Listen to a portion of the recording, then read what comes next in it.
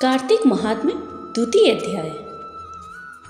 श्री कृष्ण भगवान बोले, जब गुणवती अपने पिता और पति का वध दैत्य द्वारा सुनकर रोने लगी, हे पिता, हे नाथ, आप मुझे छोड़कर कहाँ चले गए? हे स्वामी, आपके बिना मैं क्या करूँ? कहाँ जाऊँ? मेरा भरण पोषण कौन करेगा? कौन खाने पीने को देगा? और मैं काम काज में चतुर भी नहीं हूँ। आपके बिना अनाथ हूँ। अब मैं किसकी शरण लूँ? मैं विधवा हो गई हूँ। विधाता का मेरे ऊपर कोप हुआ है। मैं कैसे जिंदा रहूँ? श्री कृष्ण बोले, इस तरह विलाप करती हुई केले के पत्ते के समान कांपती हुई पछाड़ खा खाकर गिर पड़ी। थोड़ी देर में सावधान होकर फिर विलाप करने लगी। शोक समुद्र में डूबने लगी। उस गुणवती ने घर का सब माल बेचकर शास्त्र के अनुसार बहुत सावधानी के साथ अपने पति तथा पिता की क्रिया की और उसी शहर में विष्णु भगवान की भक्ति में तत्पर होकर शुद्ध शांति के साथ रहने लगी और अपनी आजीवन तक एकादशी का व्रत और कार्तिक मास के व्रत आदि करती रही। हे कांते, यह दोनों व्रत मुझे अत्यंत प्यारे हैं। इन व्रतों को करने से मोक्ष की प्राप्ति होती है, पुत्र और घर की प्राप्ति होती है। कार्तिक मास की तुला राशि पर सूर्य के आगमन के समय जो प्रातः काल स्नान करे, वे महापापी भी भक्ति को प्राप्त होता है। जो मनुष्य स्नान, जागरण, दीपदान और तुलसी के वन का पालन करते हैं, वे विष्णु के रूप में पूज्य होते हैं।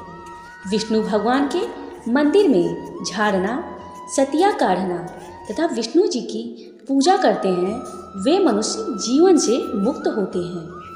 इस प्रकार कार्तिक में जो मनुष्य 3 दिन भी इन नियमों का पालन करते हैं, वे देवताओं के समान पूज्य होते हैं। फिर जो जीवन भर इनका पालन करते हैं, उनकी समानता कहाँ हो सकती है?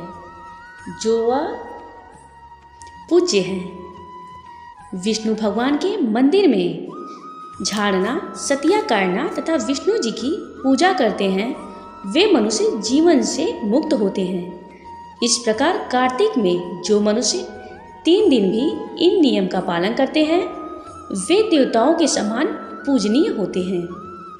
फिर जो जीवन भर इनका पालन करते हैं, उनकी समानता कहाँ हो सकती है? सो वह गुणवती हर वर्ष कार्तिक के व्रत व भक्तिपूर्वक विष्णु भगवान का नित्य प्रति पूजन करने लगी।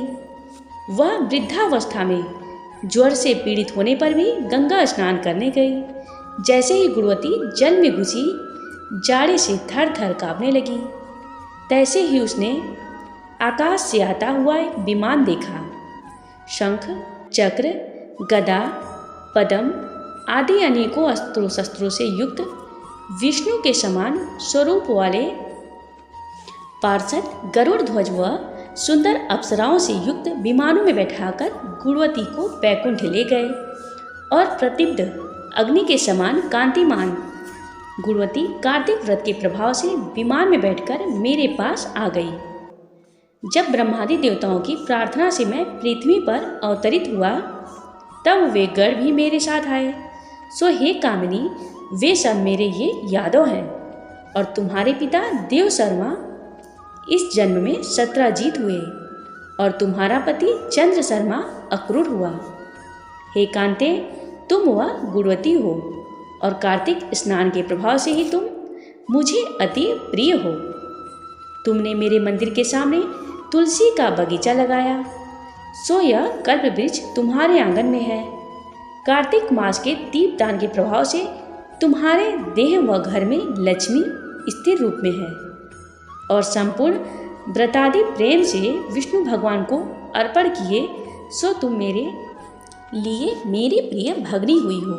पूर्व जन्म में आजीवन तुमने जो नियम से कार्तिक मास का व्रत किया था, उसका यह प्रभाव है कि मेरा और तुम्हारा कभी वियोग नहीं होगा। इस प्रकार जो कोई कार्तिक मास में व्रत आदि करते हैं, वह मुझे तुम्हारे ही समान प्यारे हैं। वह लोग जो कि दूसरे जब तक यज्ञ दान आदि करते हैं, कार्तिक मास में किए गए व्रत के सामने उनका फल बहुत थोड़ा होता है। यानी कार्तिक मास के व्रतों का 16वां भाग भी नहीं है।